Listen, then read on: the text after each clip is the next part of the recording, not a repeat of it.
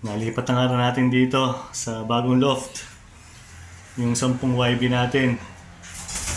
So yung walo dyan galing sa breeder natin. Galing sa 4 na breeder.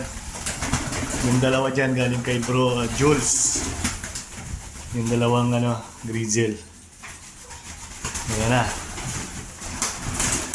So dyan na magsisimula ang ating pag-ibon.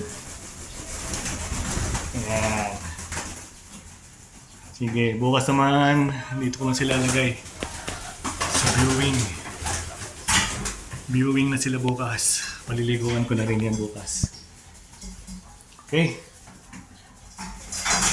Ready, loft.